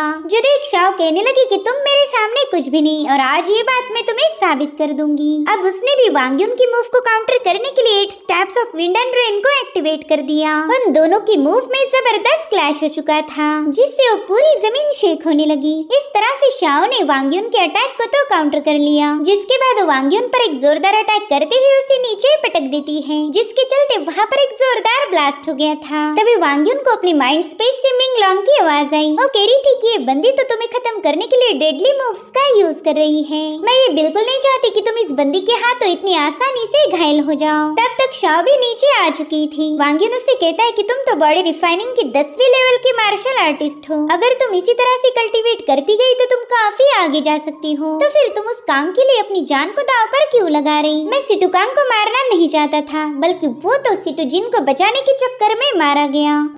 और तुम भी ये बात अच्छे से जानती हो, फिर तुम बेवजह मेरे साथ फाइट क्यों कर रही? तो शाओ से बताने लगी कि 18 साल पहले सीनियर सिटुकांग ने ही मेरी जान बचाई थी, तभी से मैं उनके साथ हूँ। लेकिन 1 साल पहले तुमने उन्हें ब्रूटली खत्म करके मुझसे छीन लिया। उस वक्त तो मैं वहाँ पर मौजूद नहीं थी, लेकिन आज तुम्हें खत्म करके मैं उनका रिवेंज जरूर लूंगी, तभी जाकर मुझे सुकून मिलेगा। जिसके बाद वांग युन पर एक फायर अटैक रिलीज कर देती है, तो उसे काउंटर करने के लिए शाओ ने भी हेवन स्प्लिटर टेक्निक का यूज किया। उसने अपने हेवन स्प्लिटर टेक्निक के एक ही मूव में शाओ के अटैक के साथ साथ उसे भी घायल कर दिया था। वांग युन उससे कहता है कि मेरी तुम्हारे साथ कोई दुश्मनी नहीं, तो तुम जाकर उस सिटुमिंग को बता दो कि मैं उसका इंतजार कर रहा हूँ। वो जब भी मेरे साथ फाइट करना चाहेगा मैं तैयार हूँ। उसी वक्त शाओ सिटुमिंग ने दिए हुए फायर टैलिस्मान को निकाल लेती है। वांग युन का जब ध्यान नहीं था तभी उसने वांग पर अटैक कर दिया। इस फायर टैलिस्मान की हिट होते ही वांग युन की बॉडी में आग लग गई, जो देखकर किंगमिंग काफी ज्यादा भड़क जाती है। अब उसने भी शाओ के साथ फाइट करना शुरू कर दी थी। वो अजुर ब्लड मूव का यूज करते हुए शाओ पर मुसलसल हमले कर रही थी, मगर शाओ ने उसके हर एक अटैक को डॉज कर दिया। शाओ कल्टीवेशन में उससे काफी ज्यादा हाई लेवल पर थी, जिसके चलते किंगमिंग को पीछे हटना पड़ा। साथ ही साथ शाओ ने इन लोगों पर कई सारे ब्लेड्स रिलीज कर दिए थे, जिन्हें डॉज करना वांग युन के लिए बिल्कुल भी आसान नहीं था। इतना ही नहीं, फायर टैलिस्मान की पावर भी उसे एग्जॉस्ट कर रही थी। और तभी हमें वांग युन की माइंड स्पेस का सीन दिखाया गया, जहाँ पर मिंगलॉन्ग उससे कहती कि शायद तुम्हें फायर के साथ खेलना काफी ज्यादा अच्छा लग रहा, लेकिन मैं अपने घर में आग नहीं लगाना चाहती, तो चलो जल्दी से यहाँ से निकल लो। जिसके बाद मिंगलॉन्ग ने वहाँ पर एक पावरफुल फॉर्मेशन क्रिएट कर लिया। उस फॉर्मेशन ने फायर टैलिस्मान की सारी पावर्स को अपने अंदर एब्सॉर्ब करते हुए वांग युन को आजाद कर दिया था। और अब अटैक करने की बारी वांग युन की थी। भले वो शाओ को खत्म नहीं करना चाहता, मगर शाओ ने उसके लिए कोई रास्ता नहीं छोड़ा। उसने अपने ड्रैगन स्टाफ की पावर को एक्टिवेट करते हुए वहाँ पर यंग ड्रैगन को समन कर लिया, जिससे उस पूरी जगह पर काफी तेज यंग एनर्जी रिलीज हो रही थी। वेल वांग युन की इस मूव का नाम था अर्थ एंड हेवन ड्रैगन। उसने अपने एक ही अटैक में शाओ को बुरी तरह से घायल कर दिया था। वहीं दूसरी तरफ किंगमिंग तो वांग युन की पावर्स को देखकर ही काफी ज्यादा चौंक गई थी। वो कहती कि पता नहीं ये इतनी जल्दी 8वीं लेवल पर कैसे पहुंच गया। एक साल पहले ही तो वांग बॉडी रिफाइनिंग की 3री लेवल पर था और आज वो 8वीं पर पहुंच चुका है। वहीं पर वांग शाओ को बता रहा था कि तुम कभी मुझे हरा नहीं सकती, इसलिए प्लीज अपनी ये जिद छोड़ दो। देखो तुम्हारे साथ मेरी कोई दुश्मनी नहीं, इसलिए मैं एक बार फिर से तुम्हें जिंदा छोड़ रहा हूँ। इस मौके का फायदा उठाकर यहाँ से चली जाओ। अब वांग युन सीधा वहाँ से किंगमिंग की तरफ रवाना हो गया। उसे पूरा यकीन था कि शाओ अब उस पर हमला नहीं करेगी, मगर हम देख पाते कि शाओ के चेहरे पर एक ईवल स्माइल है। उसने तो ये फैसला कर लिया था कि एक तो वांग युन को खत्म करेगी या फिर खुद उसके हाथों मारी जाएगी, जिसके बाद वो जल्दी से वांग युन पर अटैक करने के लिए कूद जाती है। वहीं पर वांग युन ने उसे अपनी तरफ आता हुआ देख लिया था, तो उसने भी अपने ड्रैगन स्टाफ की मदद से तुरंत ही शाओ के अटैक को काउंटर करना शुरू कर दिया। शाओ ने तो इस मूव में अपनी पूरी जान झोंक दी थी, मगर फिर भी वो वांग युन को घायल नहीं कर पाती और उतने में वहाँ पर एक जोरदार ब्लास्ट होकर शाओ सीधा माउंटेन से नीचे पुश हो गई। वो वहाँ से नीचे गिरते हुए भी सीनियर कांग के बारे में ही सोच रही थी। वो कह रही थी कि इस दुनिया में मुझे बस एक ही चेहरा प्यारा था, अब अगर मैं उसे ही देख ना पाऊँ तो फिर इस जिंदगी का क्या करना। तो इस तरह से शाओ ने अपनी मोहब्बत का बदला लेने के लिए खुद को कुर्बान कर दिया, जबकि वांग युन ने उसे कई बार रोकने की कोशिश की, मगर शाओ की जिद के सामने उसे भी हार माननी पड़ी। किंगमिंग डाओई के साथ एक फ्रूट के लिए झगड़े कर रही है और तभी ये दोनों भी देखते कि वांग युन की बॉडी से बहुत ही स्ट्रॉन्ग एनर्जी रिलीज हो रही। यहाँ पर वांग युन 9वीं लेवल पर जाने की कोशिश कर रहा था, मगर वो ब्रेक थ्रू नहीं कर पाता, जिससे वांग युन थोड़ा सा नाराज हो गया। तो किंगमिंग उसे समझाने लगी कि अभी तो तुम पूरे 1 साल की सेक्लूजन ट्रेनिंग करके आए हो, तो तुम दोबारा से ब्रेक थ्रू करने के लिए इतना परेशान क्यों हो रहे? तुमने तो खुद को थोड़ा सा आराम देना चाहिए। अगर इसी तरह से लगातार कल्टीवेट करते रहे तो तुम वाकई इमॉर्टल सिटी के इंचार्ज बन जाओगे। जिस पर वांग युन कहने लगा कि मैं जल्द से जल्द डोंगयू किंगडम वापस जाना चाहता हूँ। कुछ ऐसी चीजें हैं जिन्हें मुझे हल करना ही होगा, मैं अब और इंतजार नहीं कर सकता। डोंगयू किंगडम में सिलेक्शंस होने वाले हैं और वो भी ठीक 7 दिनों के बाद। अगर मैं तब तक 9वीं लेवल पर नहीं पहुँच पाया तो मेरे हाथ से एक सुनहरा मौका चला जाएगा। मैंने तो अपनी तरफ से पूरी कोशिश की, मगर मैं 9वीं लेवल पर पहुँच नहीं पा रहा, ये काफी ज्यादा डिफिकल्ट है। जिस पर किंगमिंग कहने लगी कि मुझे एक प्लेस पता है, शायद वहाँ पर हमें कोई ऐसी अपॉर्चुनिटी मिल जाएगी जिससे ब्रेक थ्रू करने में हेल्प हो जाए। और अब हमें डुबाऊ वैली का सीन दिखाया गया, जहाँ पर किंगमिंग वांग युन को लेकर पहुँच चुकी थी। वो कहती अरे वाह वांग युन, तुम तो काफी ज्यादा लकी हो। देखो ना, आज यहाँ पर एनुअल लैंटर्न फेस्टिवल मनाया जा रहा, आज तो यहाँ पर कई सारी चीजें सेल करने के लिए अवेलेबल होगी। जिस पर वांग युन कहने लगा कि मुझे तो बस ऐसे ट्रेजर की तलाश है जो कि मेरी ताकत को बढ़ा दे। तो किंगमिंग कहने लगी ऑफ कोर्स इस मार्केट में कई सारी चीजें अवेलेबल होगी, मगर ये तो सारा किस्मत का खेल है। अगर तुम्हारी किस्मत में रहा तो तुम्हें वो ट्रेजर जरूर मिलेगा। और उतने में वहाँ पर फेस्टिवल क्वीन की बोट पहुँच गई। फेस्टिवल क्वीन तो अपने एलिगेंट मूव्स दिखाकर सबको एंटरटेन कर रही थी और तभी वहाँ पर पेटल्स की बारिश के साथ सीनियर मो पहुँच गया। उससे कहने लगा कि माय लेडी, अगर आपको एक दिन भी ना देखो तो ऐसा लगता है कि मैं आपसे सदियों से मिल नहीं पाया। आप तो मेरे दिल को बेचैन कर देती हो। मिस हुआ, आपने तो मेरे इस जख्मी दिल पर मरहम लगाना चाहिए। उसकी बातें सुनते ही मिस हुआ शर्माने लगी। सीनियर मोस से कहता है कि मैं मार्केट को एक्सप्लोर करना चाहता हूँ, क्या आप मेरा साथ दोगी? जिस पर मिस हुआ कहने लगी कि आपने इतने प्यार से मुझे इनवाइट किया तो भला मैं आपको मना कैसे कर सकती हूँ। उनका ये रोमांस देखकर किंगमिंग को काफी ज्यादा गुस्सा आने लगा। वो वांग युन को बताती है कि ये दोनों आज के पहला कभी मिले भी नहीं थे और देखो इतनी जल्दी इन दोनों में अटैचमेंट हो गई। ये बात तो माननी पड़ेगी कि सीनियर मो एक नंबर का थरकी बंदा है। अगर मेरी बात मानो तो तुम कभी भी सीनियर मो के साथ फ्रेंडशिप मत करना, वरना ये तुम्हें भी अपने जैसा बना देगा। जिसके बाद वांग युन का हाथ पकड़कर ट्रेजर ढूंढने के लिए रवाना हो गई। वहीं दूसरी तरफ सिटुमिंग को उसके जासूस ने खबर पहुंचाई कि वांग युन डुबाऊ वैली में फेस्टिवल के मजे ले रहा है। ये सुनते ही सिटुमिंग काफी ज्यादा भड़क गया। तभी उसके फोर्थ अंकल उससे कहने लगे कि तुम यहाँ से जा नहीं सकते, हम कुछ जरूरी डिस्कशन कर रहे थे। तो सिटुमिंग अपने अंकल को समझाने लगा कि उस वांग युन को खत्म करना हद से ज्यादा जरूरी है। अगर वो बंदा जिंदा बच गया तो हमारे आगे के सारे प्लान्स फेल हो जाएंगे। वहीं दूसरी तरफ किंगमिंग उसी शॉप पर पहुंच गई थी जहां का ओनर उसका पुराना एडमायरर है। यू उससे कह रहा था किंगमिंग पुरानी बातें भूलकर इस मंकी फ्रूट को ट्राई करो, मैं गारंटी देता हूँ कि इसका स्वाद तुम्हें काफी ज्यादा पसंद आएगा। हालांकि किंगमिंग ने उस फ्रूट को एक्सेप्ट करने से मना कर दिया। वो कह रही थी ना बाबा, तुम्हारी कोई गारंटी नहीं, पता चले तुमने इस फ्रूट में में कुछ मिला दिया हो। वहीं पर वांग युन बस उन फ्रूट्स को घूरे जा रहा था। वो सोचता है पता नहीं क्यों इन फ्रूट्स पर बने हुए मंकी फेस को देखकर मुझे ऐसा लग रहा है कि इनका मेरे साथ कोई न कोई कनेक्शन होगा। और उतने में उसे मिंग लॉन्ग की आवाज आई। वो कह रही थी लड़के अगर ये फ्रूट तुम्हें इतना ही ज्यादा पसंद आया तो इसे खरीद लो। और हाँ एक बात याद रखना, उस दिन तुमने मेरे साथ काफी बदतमीजी से बात की थी। मैं ऐसी डिसरिस्पेक्ट दोबारा से बर्दाश्त नहीं करूंगी। अगर नेक्स्ट टाइम तुमने मेरे सामने बदतमीजी की तो मैं अपने एक फूंक से ही तुम्हें उड़ा दूंगी। तो वांग युन उसकी बातों को नजरअंदाज करते हुए यू से पूछने लगा कि बताओ एक फ्रूट तुमने कितने का दिया।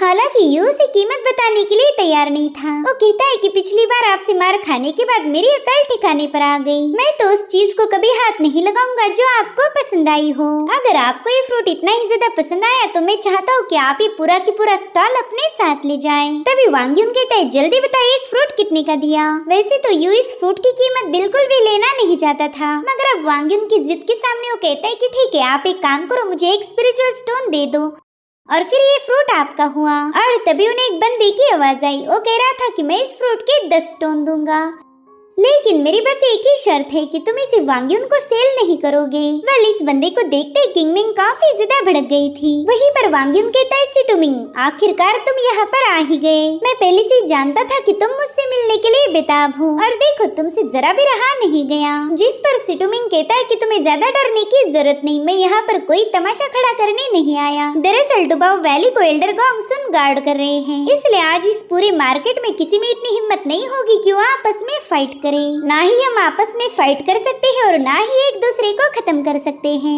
वेल मैं तो यहाँ बस ये मंकी फ्रूट खरीदने आया था, जो भी ज्यादा बोली लगाएगा ये फ्रूट उसका होगा।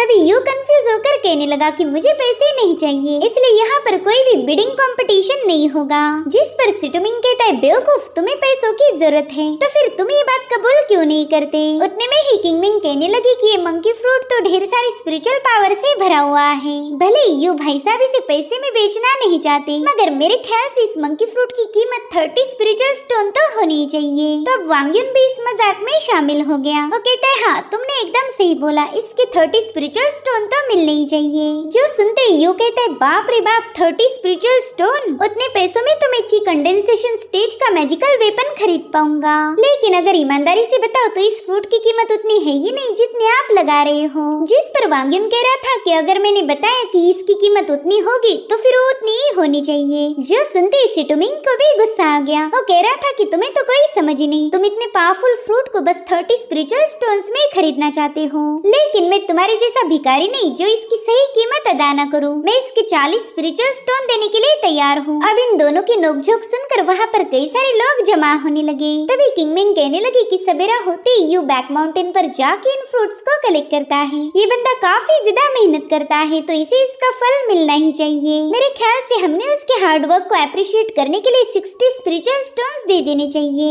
जिस पर वांग युन कह रहा था हाँ तुम एकदम सही बोल रही, तो क्यों ना हम इसे 60 स्पिरिचुअल स्टोन देकर इस फ्रूट को खरीद ले। जो सुनते ही सिटुमिंग ने अपनी कीमत 70 स्पिरिचुअल स्टोन कर दी। तो किंगमिंग कहते कि 70 ये लकी नंबर नहीं हो सकता, हमारा प्यारा यू इतनी मेहनत करके इस दुकान को चला रहा है तो हमने उसे अप्रिशिएट करना चाहिए। मेरे ख्याल से 80 स्पिरिचुअल स्टोन एकदम सही नंबर रहेगा। जिस पर वांग युन कह रहा था ठीक है तुम जो बोलोगी वो मैं करने के लिए तैयार हूँ, हम यू को 80 स्पिरिचुअल स्टोन दे देंगे। उतने में ही गुस्से में सिटुमिंग ने 100 स्पिरिचुअल स्टोन्स की बोली लगा दी। जो सुनते ही किंगमिंग की हंसी छूट जाती है। वहीं पर वांग युन भी अब सिटुमिंग को कांग्रेचुलेट करने लगा। वो कह रहा था आपको बहुत बहुत बधाई, आपने 100 स्पिरिचुअल स्टोन देकर एक मंकी फ्रूट खरीद लिया। इनफैक्ट किंगमिंग तो उसके सामने अपना सिर झुकाकर उसे बधाई देने लगी। वो ऐसा दिखा रही थी कि मानो सिटुमिंग ने बहुत बड़ा तीर मारा हो। वहीं पर सिटुमिंग यू को 100 स्पिरिचुअल स्टोन देकर उस फ्रूट को कलेक्ट कर लेता है। वो कहता है वांग युन इन सारे फ्रूट्स में से तुमने बस इस एक फ्रूट को सिलेक्ट किया था, जरूर से इसमें कोई खास बात होगी। तो बताओ तुम मुझे इसकी कितनी कीमत देने के लिए तैयार हो। तुम्हें मुझे इसके 1000 स्पिरिचुअल स्टोन्स तो देने ही पड़ेंगे। जिस पर वांग युन कह रहा था अरे मैंने तो ये बोला ही नहीं था कि मुझे ये फ्रूट खरीदना है।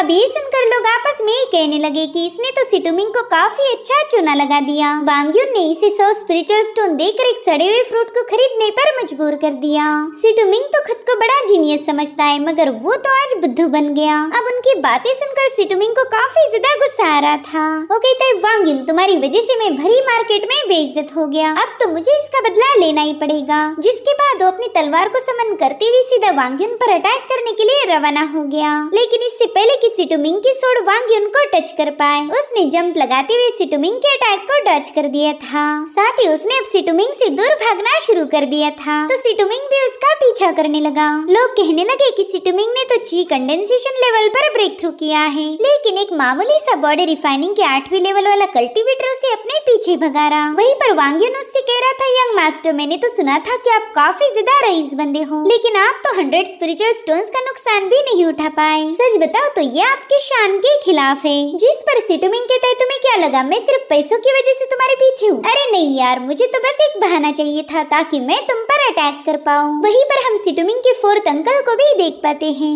वो वांग्युन से कह रहा था कि मैं भी तुम्हारा कब से इंतजार कर रहा हूँ। जिसके बाद वो अपनी नाइफ रिलीज करते हुए वांग्युन पर एक स्नेक अटैक कर देता है। उस अटैक को तो वांग्युन ने डॉज कर दिया, मगर अभी दोनों बंदे उसके सामने थे और अब वो दोनों भी 1 बाय 1 वांग्युन पर अटैक करना शुरू कर देते हैं। ये सब देखकर किंगमिंग काफी ज्यादा परेशान हो गई। वो कह रही थी कि आज के दिन यहाँ पर फाइट करना अलाउड नहीं, फिर एल्डर गोंगसुन अभी तक यहाँ पर क्यों नहीं आए? अगर वो यहाँ आ जाते तो सिटुमिंग कभी भी वांग्युन पर अटैक नहीं करता। वहीं दूसरी तरफ हम एक एल्डर को देख पाते जो कि शतरंज खेलते हुए अपने पार्टनर को बताने लगे कि देखो तो बच्चे कितनी ज्यादा मस्ती कर रहे हैं।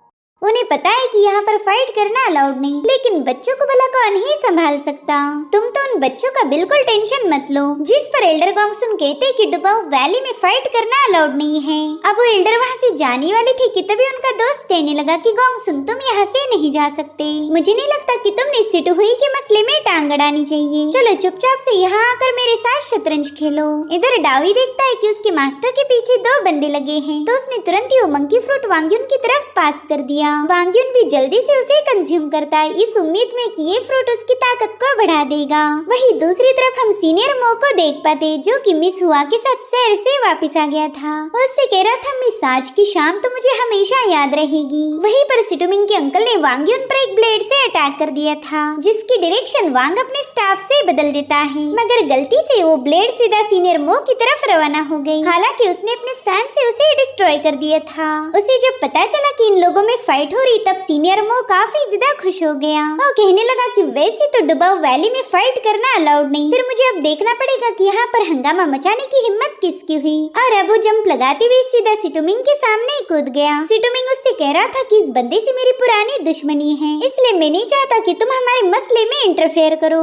वो शिशु, मैं तुम्हें आखिरी बार बता रहा हूँ, जल्दी से यहाँ से दफा हो जाओ, वरना इस लड़के के साथ तुम भी मारे जाओगे। तो सीनियर मो कहने लगा कि तुमने अभी अभी मुझे मो शिशु बोला था। शिशु का मतलब होता है मार्शल अंकल, इसलिए मैं भी तुम्हें अपना मार्शल भतीजा कबूल करता हूँ। तो चलो भतीजे, जल्दी से यहाँ से दफा हो जाओ। आज मैं काफी अच्छे मूड में हूँ, इसलिए मेरा मूड बिल्कुल भी खराब मत करो। हालांकि सिटुमिंग कहाँ ही उसकी सुनने वाला था। वो सीनियर मो से कह रहा था कि अब तुम भी इसमें इन्वॉल्व हो चुके हो, जिसके बाद वो सीधे इन लोगों पर अटैक करने के लिए रवाना हो गया। वहीं पर सीनियर मो ने वांग्युन को वहाँ से भागने के लिए बता दिया। साथ ही साथ मो उस पर एक जोरदार स्लैश अटैक रिलीज कर देता है, लेकिन सिटुमिंग ने एक जंप लगाते हुए उसके अटैक को डॉज कर दिया। तब तक सिटुमिंग का अंकल भी सीनियर मो के साथ फाइट करने के लिए तैयार हो गया। वो कह रहा था कि तुम्हारा अपोनेंट मैं हूँ, इसलिए सिटुमिंग को अकेला छोड़ दो। जिसके बाद इन दोनों में जबरदस्त मुकाबला शुरू हो गया। इन दोनों ने एक दूसरे पर मुसलसल अटैक कर दिए, लेकिन इनका डिफेंस काफी ज्यादा अच्छा था। उतने में ही सीनियर मो ने instant river and mountain technique को एक्टिवेट कर दिया, मगर वो बंदा समय रहते पीछे हट चुका था और उसी वक्त वो अपने ट्रेजर बॉक्स से एक बग को बाहर निकाल लेता है, जो कि सीनियर मो की बॉडी में एंटर करने के लिए आगे बढ़ रहा था। हालांकि सीनियर मो के फैन के एक ही फटके से वो बग सीधा अपने मास्टर की ही बॉडी में चला गया। सीनियर मो से कहता है, पता नहीं तुम कौन सी डर्टी ट्रिक खेलना चाहते थे, लेकिन वो ट्रिक चाहे कोई भी क्यों ना रहे, वो अब तुम पर ही भारी पड़ चुकी है। और तभी वो बंदा काफी अजीब सा बर्ताव करने लगा। वो बड़े ही प्यार से सीनियर मो का लाड़ करने के लिए भागने लगता है, लेकिन सीनियर मो ने उसे अपने पंखे से मक्खी जैसा उड़ा दिया। इधर सिटुमिंग और वांग्युन का आमना सामना हो गया। वो वांग्युन से कहता है कि मैं ऑलरेडी ची कंडेंसेशन स्टेज पर पहुंच चुका हूँ और तुम हो बॉडी रिफाइनिंग वाले मामूली से कल्टीवेटर। पता है हम दोनों के दरमियान जो गैप है तुम उसे कभी भी भर नहीं पाओगे। जिसके बाद वो अपना एक पावरफुल स्लैश अटैक वांग्युन की तरफ रिलीज कर देता है। इधर वांग्युन उस स्लैश को काफी गौर से ऑब्जर्व कर रहा था और उसी वक्त मंकी फ्रूट उसकी बॉडी पर असर कर देता है, जिससे वांग्युन सीधा 9वीं लेवल पर ब्रेक थ्रू कर गया। उसने सिटुमिंग के स्लैश अटैक को डिस्ट्रॉय करते हुए उसे काफी पीछे पुश कर दिया था। सिटुमिंग उससे कह रहा था कि भले ही तुमने अभी 9वीं लेवल पर ब्रेक थ्रू किया, लेकिन तुम अभी तक ची कंडेंसेशन पर नहीं पहुंच पाए। और अब वो एक बार फिर से वांग्युन पर हमला करने के लिए रवाना हो गया, जो देखकर वांग्युन ने भी अपनी ड्रैगन स्टाफ की पावर को एक्टिवेट कर दिया और फिर वो हेवन स्प्लिटिंग टेक्निक का यूज करते हुए सिटुमिंग को एक जोरदार अटैक कर देता है, जिसमें स्पिरिचुअल एनर्जी का एक बहुत बड़ा ब्लास्ट हो गया था। फिर सिटुमिंग भी अपनी मूव के फेल होने की वजह से काफी ज्यादा भड़क गया था। वो अपनी पावरफुल एनर्जी को रिलीज करते हुए कहने लगा कि अब अगर सेक्ट लीडर भी यहाँ तुम्हें बचाने आए तो वो भी तुम्हारी हेल्प नहीं कर पाएंगे। तो वांग्युन भी उसे अटैक करने के लिए बुलाने लगा। अब सिटुमिंग वांग्युन की तरफ आगे बढ़ पाई, इससे पहले उसके अंकल ने उसका पाँव पकड़ लिया। वो कह रहा था मम्मा मैं आपको काफी ज्यादा मिस करता हूँ, मम्मा प्लीज मुझे अपने साथ ले चलो ना, मैं आपको काफी ज्यादा मिस करता हूँ। तो इस तरह से वांग्युन और सिटुमिंग का मुकाबला खत्म हो गया, मगर सिटुमिंग अभी भी बदले की आग में जल रहा था। वो जब तक वांग्युन को खत्म करके अपने बड़े भाई सिटुकांग की मौत का बदला नहीं लेगा, इसे सुकून नहीं मिलने वाला। तो इसी टारगेट को पूरा करने के लिए उसने कड़ी मेहनत करना शुरू कर दी और इसी के साथ एपिसोड यहीं पर एंड हो जाता है। Thank you so much for watching, bye bye, take care.